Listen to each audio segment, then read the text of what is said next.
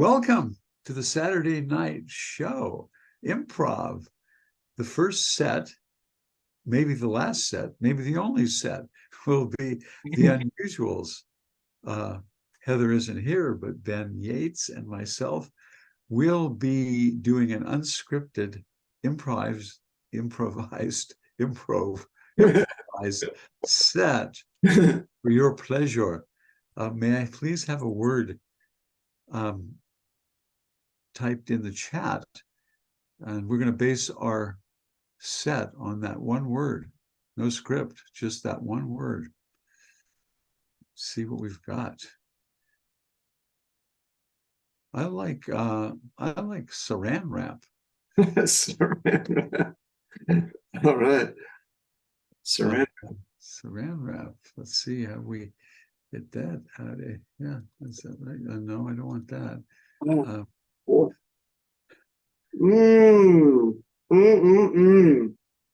That watermelon is still good, Lucy. I bet. It's all from Grandma Bertha. She makes the best upside down cake ever. Ever. And the way she puts watermelon slices on the bottom, which end up on the top, is amazing. You don't mind if I'm eating the whole cake, do you? Oh, certainly. Go ahead and have it, Jerry. Well, I can see. Here's a handful. There you go. Just grab onto that one. But Jerry, that is. I haven't touched that one yet. Yeah, Grandma Bertha. She used to market these things, the Grandma Bertha's upside down cake, for many, many years, and really recipe in the family. Ooh, Grandma Bertha. Yeah, well, I knew that she was she's always been a good cook, and God rest her soul. God rest her soul. God rest her soul. Yeah. I know she's giving them hell wherever she is now. But I loved her. I'm sure she is. I'm sure she is. God rest her soul. God rest her soul. I sure loved her bacon waffles. I'll tell you that. I think she may have been the first. Chicken fried steak, chicken albacore. She had the fabulous chicken feet, chicken claws, the beaks, fried beaks, broiled beaks, stewed beaks, marshmallow beaks. Kids love the marshmallow beaks. Yeah. Yep. Yeah. She used a little candy corn as beaks. I loved her grilled blue cheese sandwiches. Just fantastic. Everything with bacon bits. So Jerry, I've been meaning to talk to you about a few things. Papa and I have been just wondering, you've been here back from school for about 2 years now, and we're wondering kind of your plans, if you're going to get a job or something. We'd like a little bit of help around here, Jerry. Oh, really? When you're going back to school, Jerry, or you're going to go to work or Army or something, Jerry? Well, what kind of help do you need, Lucy? Well, Papa's also mad about the familiarity you talked to me with your mother, first name. I'd like you to call me Mom. I don't know. Ever since you told me you weren't sure who actually mothered you, mothered me. No, you're not. I wasn't sure. Well, I was there. I wasn't sure who fathered you. Get things mixed up, Jerry. Right. Fathered me. That's right. Yeah. Papa, Papa doesn't like us to talk about that, Ever since then, I just feel like I should call you by your first names. I think it's disrespectful. I don't know of anybody in Tuberville and the county that would dare to call their mother by their first name. Well, if I start calling you Mom, then I have to start calling. I need to call Dad Kent. Okay, that's need to call. Because we don't know who he is. So some guy. Well, Papa loves you very much. And Papa would just prefer that you call me Mama and him Papa. That's all. And let's not get off the subject. You've been here 2 years. Has it been that long?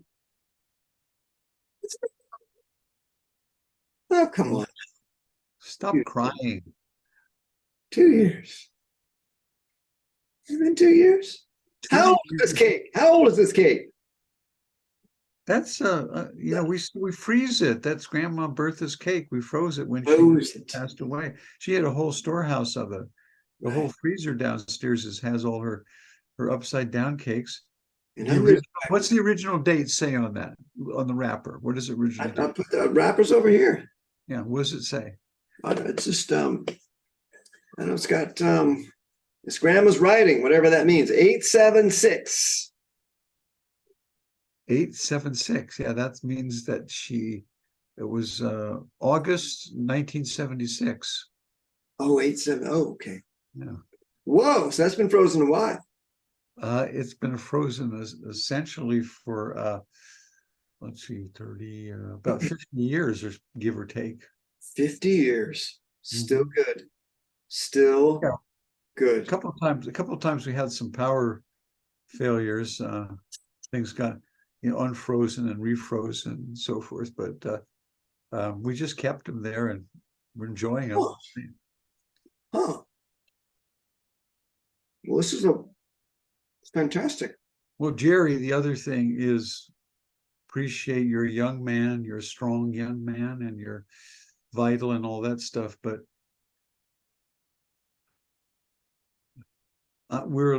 Papa and I are a little bit concerned about your girlfriend staying over so much. No, it's just Lucille, Miss Lucille Gardenton. I know my girlfriend's name, Mom. Well, I know you know her name, but she stays over here a lot. Frankly, you guys eat a lot of food that we work hard to put on the table. And I don't see you and Pop working hard. You don't anymore. I mean, you go out to milk the cows at like what, 9 a.m. Yes. I mean, it used to be 5 a.m. I know. Cows have been trained. Papa trained the cows to change their mind. You did? Well, Jerry, I really need you to understand. Papa and I would like you to make plans to get a job, go back to school, or get married, or maybe move in with Lucille or something like that. It's just it's you're 38 years old now, Jerry. 38? Yes. I'm 38? Don't Holy you? Moly. Holy moly. Yeah, you're 38. I feel so much younger than that. We act younger than that. That's the problem. I can't finish this cake. I can't finish the cake this time, Mom. Okay. So I gotta wrap up what's left, and I'll put it in the freezer. All right, what about your piece? You don't seem to be eating that. Oh no, I finished it. Oh, did you? Yeah, I ate that very quickly. Oh my God, man. That's why they call you old snake gullet. It's one bite. Boy, there you go again, reminding me of my old days when I was on the carnival circuit. There it is. There's the last piece. Oh boy, I'm full. I'm wrapping this up. I'm going to take this down to the basement in a while and put it into the freezer. And I got the date on there. Yeah, thank you for saving the date. 876. Yeah. I'm gonna be a writer, Mom. I'm gonna go. Writer. I'm gonna go get a typewriter. Yeah, and just. Well, we have Grandma Bertha's old typewriter there in the attic. Oh, in the attic. Yeah, it's an old typewriter she had. She used to write. She used to write all kinds of stories.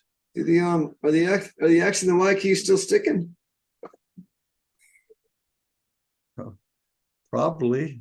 Well, I don't want some. I need a typewriter that's going to work, because She wrote so many great stories. She wrote the Golden Staircase, and that was a big one. And she wrote My Jose, My Jose. I love that was a funny one. And she wrote Gilded or Bronze, which was a great one. And all of her stories were great, just great novels, dense novels. So that's what she did. She wrote, and that's what you think you're taking after your grandma Bertha and writing? well, I guess I kind of forgot she was a writer. But I do remember hearing a little bit about the Golden Staircase when I was a kid. Cut to the story of the Golden Staircase.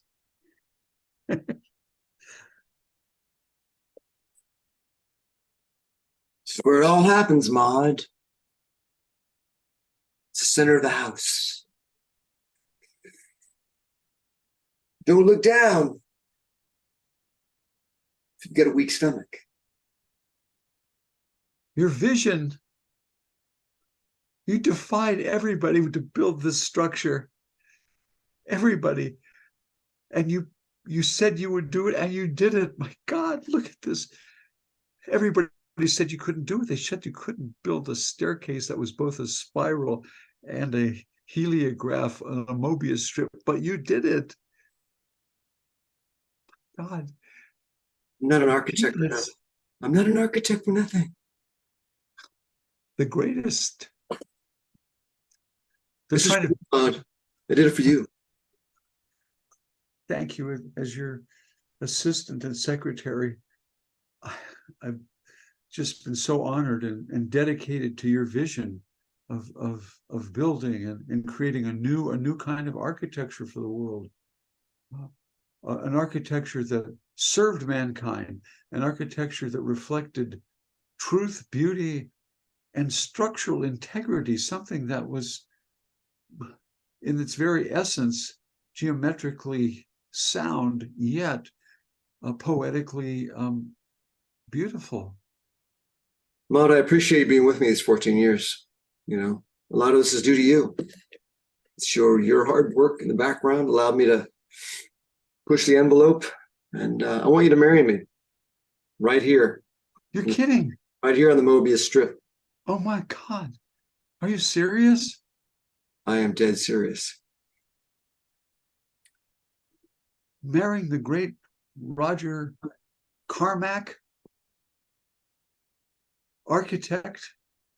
I will be Mrs. Roger Carmack, architress.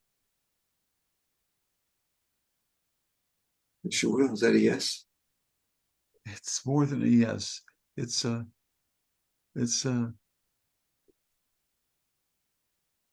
yay. Yay. Oh, okay. Yes, definitely. Well, I'll have normally I'd have you make the preparations. Certainly. Let me take some notes down. Oh, great. Let's take some notes about our wedding. Oh, yes. First of all, I should probably get a little bit of your input, though. What do you think? Well, thank you. This has meant so much to me to be able to contribute. That's what we said in Nebraska, contribute. It's from the old Quaker days. Sure. I want a big, bold, fabulous wedding with hundreds of people. I want flowers. I want ice sculptures. I want champagne. I want the most gorgeous outfits for my bridesmaids. I want a golden staircase. Well, that we've got. with the view decorations. Make some notes, Maud. Make some notes. Yeah. Mm, Shall we do a budget, Roger? no budget. No budget? Oh my God, Roger. Oh, this is a blank check, Maud. With this baby. You only get married once. Yes, and only once Well, in a previous strip. 3 times in my case, but you get the idea. Oh, Jenny. God rest her soul. I just have, let's see, I've got a couple of letters that I need to open to the office. Well, here's one from the building inspector. It says, we have reviewed the plans for the golden staircase that you proposed in Mount Zion, Arizona. And we find that the structural calculations are inadequate and the project is not approved. Mhm. God, not approved. Your vision. Well, it's working fine here in Fort Ord. Am I right? Yes. This is a working prototype, so let's draft a letter. As soon as we're done with our wedding plans, let's draft a letter. Arizona, they kind of have a stick up their ass, don't they? Now, should we draft the letter back to them? Or I guess Let's do it. Let's do our wedding. Let's finish our wedding first. okay. Well, now we're having the wedding now. Well, we're finishing our list first. Oh, the list, of course, yeah. Of course, we can't. I haven't even selected the bridesmaids yet. Sure. Well, we've got a few minutes for that. All right. Cut to my Jose. I'm cleaning the pool for you, my lady. Oh, Jose, I guess you've noticed that my husband, Richard, hasn't been around the last month. I may have a secret or two to tell about him, Mr. McAllister. My Jose. It's true. He slipped and fell in the pool the other day. But I haven't seen him for 2 months. I know. Where was he the other month? And I didn't help him. Jose, Well, it was 2 months ago when he slipped and fell. And I turned the other cheek. you let him die? Well, I mean, what if I hadn't been there? Would have been the same. How could you have done that? He was always so good to you. He gave you a huge bonus on Christmas. Because I'm in love with you, Mrs. McAllister. You are? Yes. My Jose. It's such a shock, but yes, I have the same feelings for you. Yes. And I can feel it. Well, Is dear Richard still in the pool? I haven't seen him. yes, But I he's, don't go swimming. I detest water. well, Richard insisted we had a pool, and I would never go anywhere near it. he's in the pool cover. In the pool cover. Before winter, we should probably take him out. Do something with him.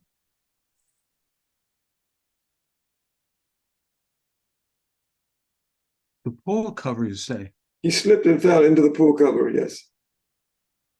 The retractable pool cover. Yes. Well, I may have retracted it. I was cleaning the cover, you see. And I shouldn't have been. There was no reason to. I was just going above and beyond. I just don't understand it. I haven't seen Richard for 2 months. And now you're telling me he slipped, what was it, a few days ago? Well, it was 2 weeks ago. It was like 60 days ago, yes. 60 days ago? Yeah. You just said it was 2 weeks ago. Well, a few days, plus or minus a couple of months.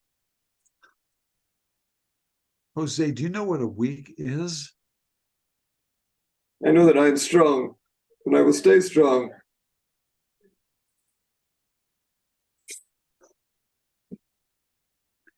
Are you strong enough to come with me to the police station and tell them what happened? Cut to gilded or silver?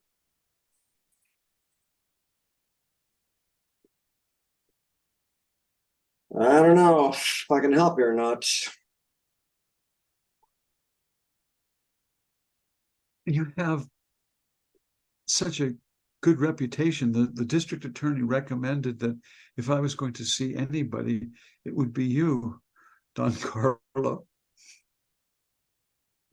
Don Carlo Bluster. You still haven't answered my first question. Is it gilded or is it silver? And if I'm going to find this damn thing, I should know what it looks like. Hey, damn it. Damn it. Okay, it's silver, encrusted with gilded. Encrusted gold incrustations. Yes, it's silver, but it's encrusted, covered with gilder. So it really is from the Magpie's last voyage. Yes. Yeah, it was yeah, the ship was boarded by Turkish pirates who they tortured and killed everybody on board, but sunk the boat. But they grabbed the. What were the Turks doing in the Caribbean anyway? Those damn Turks. Damn it, those Turks.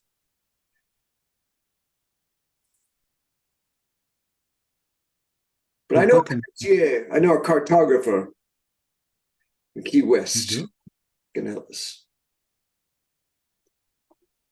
As far as I know, the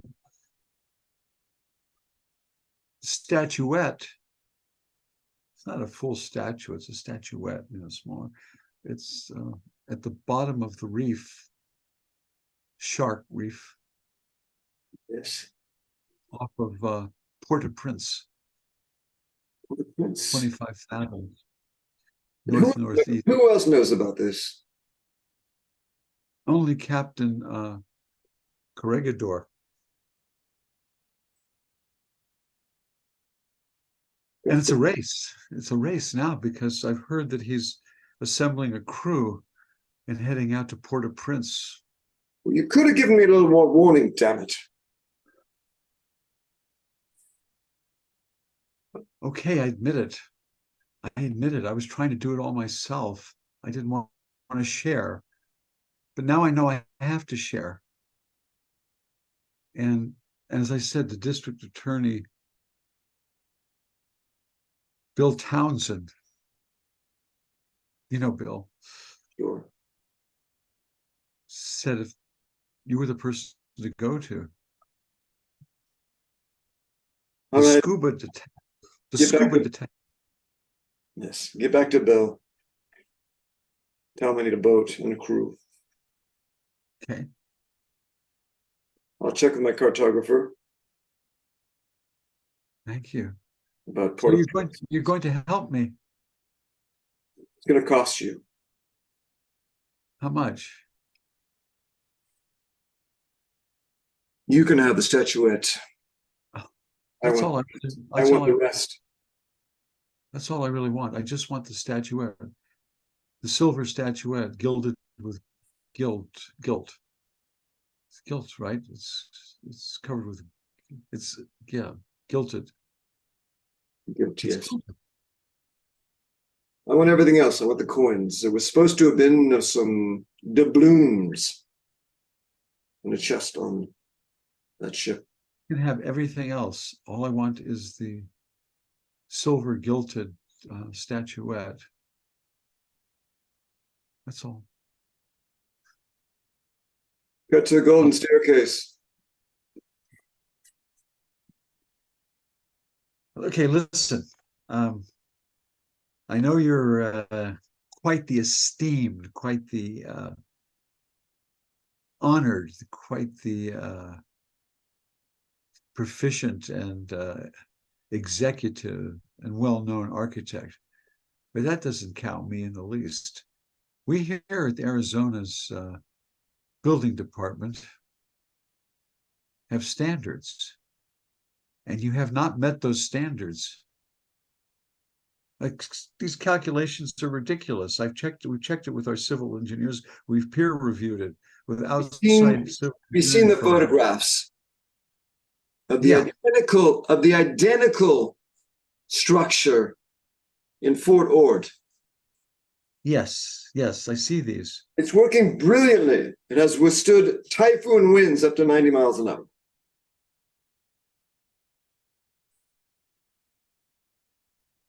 I just can't believe it. You're saying that you built that with these calculations?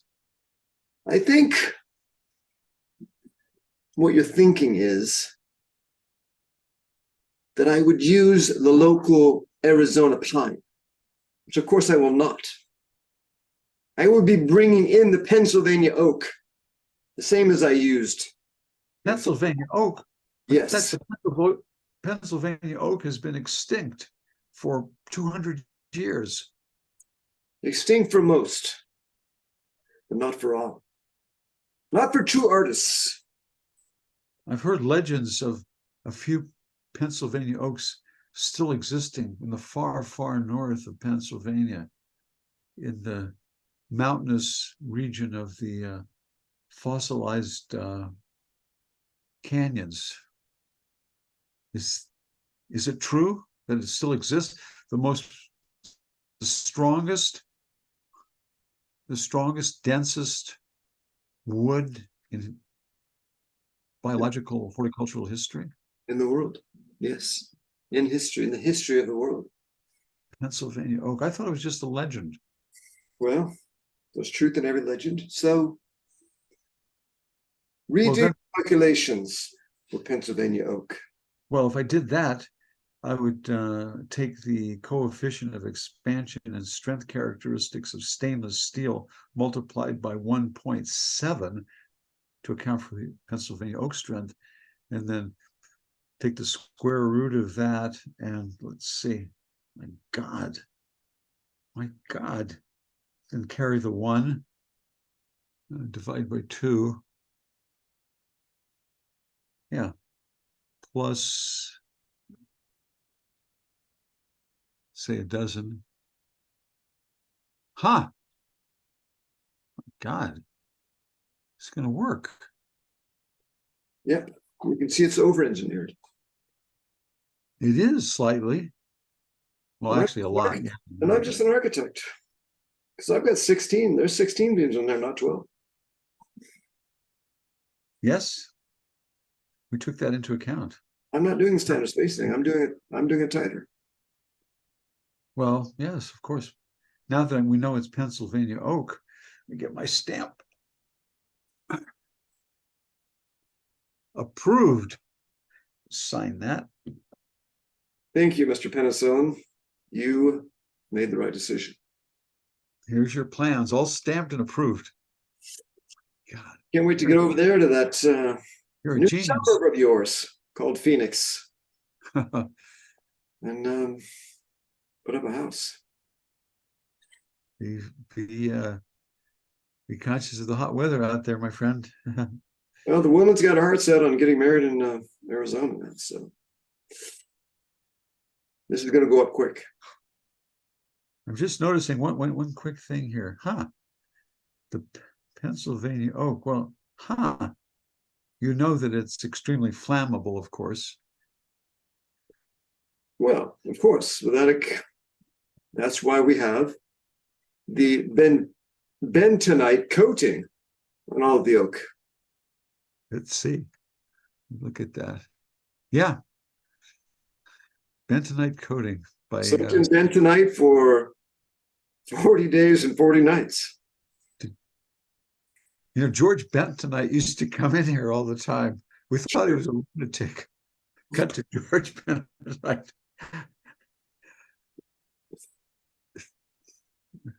Yeah. Hey, George, I'm busy, George. What do you got in your mind? I've got a lot of plans to look at. What do you got? Check this out. I need to borrow your underwear, all of them. I've got this idea. George, I'm working here. I know. You're my brother-in-law, George. I can't be worth it. I need another 14 tiki torches. And I found out that underwear are the best fabric for tiki torches. You know, real ones. George, you keep coming up with these crazy, nutty ideas. No. This is going to be amazing. This is going to be amazing. This is going to put this. Is this going to be more successful than your Jello clock? Because that didn't work. Yes, this is going to be much more successful than either the Jello clock or the pudding football. What about the Rusty hamper? The Rusty, that is still selling, believe it or not. The Rusty hamper is still selling. It just, some people want an antique to throw their clothes in. You just have so many crazy deals here. Like, wait till you see my tiki room. My tiki room. What about this rubber dishwasher thing? Oh yeah. You got to see that. You just roll up all your dishes into a large rubber sheet. Okay. And then you just drop the whole thing in hydrosulfuric acid. And they come out so clean, just ridiculously clean, like cleaner than new. George, we had you brought in the jar of the bentonite fireproofing. We tested it and it caught fire. So, George, the jar will catch fire, but the bentonite itself completely immune. Do you notice that? The outside burned, the bentonite is untouched. Well, yeah, you're right about that. Glass burns easier than my bentonite. Well, we tested it in a atomic thermal heat lab. Got the temperature up to probably close to the center of the sun. We really tested the bentonite. Yeah, no, the bentonite. Yeah, it didn't phase it. In fact, it was kind of cool to the touch when we pulled it out of there. That's what I'm saying. That's why I named it after myself. It's a miracle product. That's what it is. Cut to my Jose. Kiss me again, Mrs. McAllister. Yes. Jose, I'm torn because I'm totally in love with you, but I still feel guilty about Richard. What are we going to do about him? We can't go to the police because he's arrested. It's been too long. Jose, you'll be arrested if we go to the police. No, here's our story. Okay, what is it? We haven't seen him for 2 months. We don't know where he was. We don't know where he was. Okay. There's a chill in the air. I went to cover the pool. Yeah. There he was. My God, I wonder if the police will believe that. Cut to the police talking to Jose. So, wow. Yeah, the medics out here and the coroner we brought out, this Richard McAllister. Looks like he's been dead for a couple months. You just found him. Yes, we didn't know where he was. We thought he was he goes on long business trips, sometimes on safari. And what's strange is nobody reported him missing. Well, he He routinely goes out of the country for a month or two. Mrs. McAllister, we just talked to her and she was distraught. She could hardly talk. She was crying so much. Just Well, I mean, unbelievably hysterical almost. Just kept screaming, oh, Richard, my Richard. She was just well, her husband's dead. devastated. She's Her devastated. husband's dead. I would be devastated too if my husband were dead. Did you see anything? Did you smell anything? I lost my smell when I was a kid. We were playing with lighter fluid, and the flames went straight up my nose. Yeah, I can see that. I can see that. I still only have the outside part of my eyebrows. You probably know. Yeah, I see that. So you haven't you're the maintenance person for the pool. You spent a lot of time working on that pool according to your bills. I only pull the cover out once a year, in September, and that's when I pulled it up. So the pool cover that when you pulled it, you found the body. Okay. Yes. Now, but when do you wrap it up? I mean, he can't be inside it. He would have had to have been laying on it when it got rolled up. That's what I don't understand. It's a mystery. It's a mystery there. I don't get that. I'm just trying to piece out what happened. You unroll it, okay, there's the body, okay. But then it must have been flat, and then somehow he fell on it, and then it got. You rolled it up, so you didn't see him when you rolled it up? I mean, it's roll it up. No, I didn't roll it up. Oh, perhaps perhaps he didn't think I was doing a good job and was trying to do my job for me. And then, it has been known to roll up by itself. You get enough weight on there, it'll roll it by itself.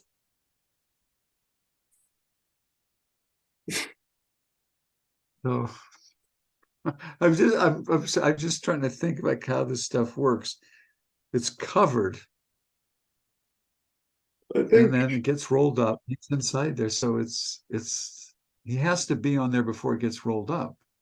You can't, it has to pull open, then he falls, and then it gets rolled up. I'm really tired. I'm tired of being. So you're saying that somehow he rolled himself up in that. Is that what's going on? Is that what happened? I don't know. What else could it be? He must have been, maybe he lost something inside the pool cover, or he was. I can think of a couple things. I could think of somebody hitting him over the head with a hammer, shoving him onto the tarp, and then rolling it up. The reason I say that is because there was a hammer in the as well in the fabric in the pool cover. There was a hammer in there, big gash on his head. I don't know. It's just what happened. I mean, like one possibility is he jumped on the mat, hit himself with the hammer, fell, and that triggered it rolling up. I guess that could have happened. That explains it. Right? That explains it. He was looking for the hammer. He was looking for his hammer. And he looked over to pick up his hammer. Looked for the hammer on the tarp. Fell onto his hammer. And then the tarp rolled up. Mm-hmm. That's it.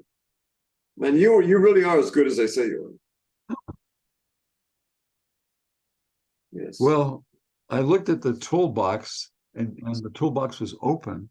So and there was this little space in there where the hammer was. The hammer fits in there. So it looks like he already had the hammer. He wasn't looking for it because it was out of the toolbox, and it sounded like he was carrying the hammer, or somebody was carrying the hammer. Maybe he was going to fix the pool cover with the hammer. Cut to gilded or silver.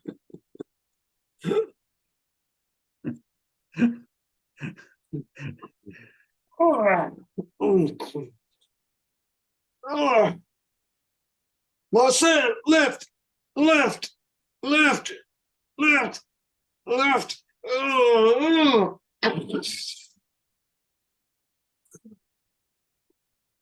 Ah.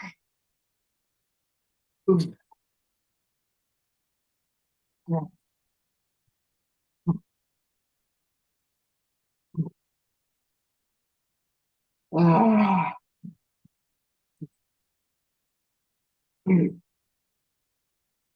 Did you see it, Captain?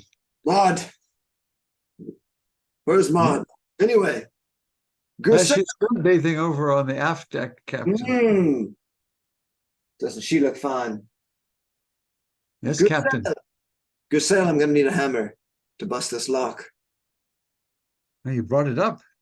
Yeah. But it's an antique. So I'm going to need the antique hammer. Okay. That's down in the... Oh, I see. It's right here. It's in the case for antique tools that we have on the quarter deck here. I'm very well organized, Marcel. There it is. Here's the antique hammer. Sir Francis Drake, 1512. Let's put this bad boy to good use. All right. Ooh. Shattered into 45 pieces or so. That was unexpected. Well, we won't get anything for the padlock. What's inside, Captain? You can return the hammer to its... Oh, I'll put it right next to the What's inside? Ooh. padlock for the... Ooh. One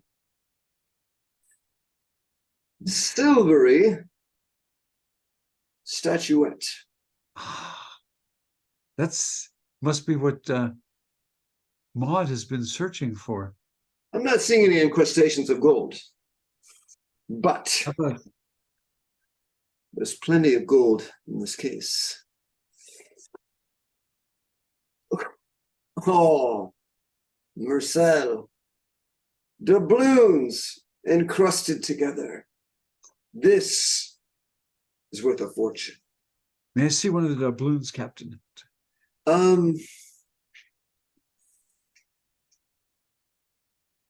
Well, you've been with me since birth, so be careful. They're heavier than they look. A real Spanish doubloon. Let me see. Yeah, here it is. Spanish doubloon replica, 1973. Replica? No, what are you looking at? Listen. Yeah, no, here it's a replica doubloon from 1976, Marshall Playground, Miami. What? No. No. No, no, no. Wait, what do you I'm seeing if it's a real gold doubloon. But you're ruining it with your teeth. No, it's plastic. It looks gold, but it's plastic. Nothing but plastic. Why is it so heavy? It's heavy plastic. No, it's a bentonite core. Bentonite core? Yes, that's why they made plastic back in Miami in 1973. Catch a plastic plant, 1973, with bentonite. Listen, forget about this petroleum crap. Forget the point, Chuck. What you need, okay, to make real plastic, yeah, is bentonite. Bentonite. Heard about this stuff, man. And I can get you as much as you want. Plus, I can get you a lifetime supply of aluminum girdles. Aluminum girdles? Yes. They never stretch out. Oh, those should be a big seller. You'll stay the same size forever. Yeah, that's fantastic. Aluminum girdles, and how about aluminum bras too? While you're at it, We're working on that one. Okay. Turns out it takes a lot of different sizes for those. Yeah, I guess so. Huh. Cut to mom and son, Lucy and son. Jerry. Okay, Jerry. So, What do you think, Mom? You proofread my first page. let me. Yeah. Yeah. You said you were going to read it. Well, I am. I'm reading it right now. It's really, mystery. Oh my goodness! Didn't know you like to write mysteries. Wow. Yeah. Okay. Yeah. So, wow, it's interesting right from the start. So, wow. So Jane Marshall. Oh, wow. A lady detective. Well, that's pretty neat. Yeah. Where'd you get that idea? Huh? Where'd you get that idea from, I Grandma? was just taking some of Granny's ideas and, Yeah. playing with it a little bit. Yeah. Yeah. So, The mystery of the hidden key. I see. Oh, so, and then what's this section here? Oh, and the three Hardy boys gathered together under the elm tree to decide whether their dad should help them investigate this mystery. Chapter 2. Bill Hardy and his dog Rex set out across the valley to look for their good friend Joe Gordon. Now this is pretty good. It's nostalgic. There's something I remember about it. But so these Hardy boys, huh? That's a neat idea. yeah, I figured I'd bring them back. Bringing him back. Oh, Bring them back because they've been gone a while. Great. That's the case. That's half a table of contents right there, Mom. So I figured a page a week, and this baby will be done in no time. So you're saying that you want to live here while you're writing the book? Is that Sure, it? Mom. That's the plan. Yeah. And Lucille is going to be living with you? Yeah. Shouldn't be more than 500 or 600 weeks. So what's Lucille going to be doing if you're writing? She'll be like getting me breakfast and massaging my herniated disc. So you're both going to be living here for 500 weeks. Or 600. 500 weeks. That's like 10 years.